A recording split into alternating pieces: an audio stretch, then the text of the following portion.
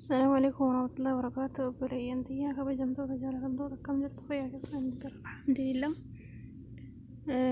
سمبون جرام سمبو أجالون ديسا فيسبوك إنكي لك السما توكي سمبو توب جرا يوتيوب اللي سمبو توب جرو كبا سينتاني سبسكرايب ناقو ndagatina nisin injara asuman api tokko sine mudhisu barbaada. Aapicha odoo isinitti mul'isitiin dura as dhufnee barreessinaa simboo Hacaaluu Hundeessaa jettanii ni barreessitu. Erga barreessitanii asitti amma maqaa waan jijjiiraa jiruuf simboo tuubitti waan jijjiiraa jiruuf akkasuma immoo maamiltoota hordoftoota baay'ee waan hin qabneef reefu irratti hojjechuutti jira.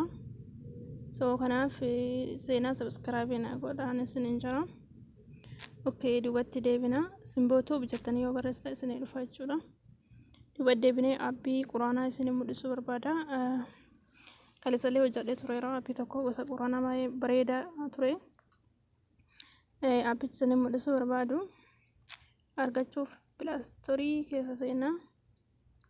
Baay'ee natti tolee jira, jaaladhee jira wallah. Kanaaf obboleeyyantiyaa maashaallah baay'ee natti toleera wallahi baay'ee jechuun baay'ee natti toleera dhugumatti hanga lakkoofsa 71ti. Suuraan as qabaa, suuraa falaq, iklaas, masad, nasiir, suurat al-kaafiruun, kawsar, suurat al-almaanuu, afwan, suurat al-qureesh, suuraa fiil baay'ee qabaa. Namni aappii kana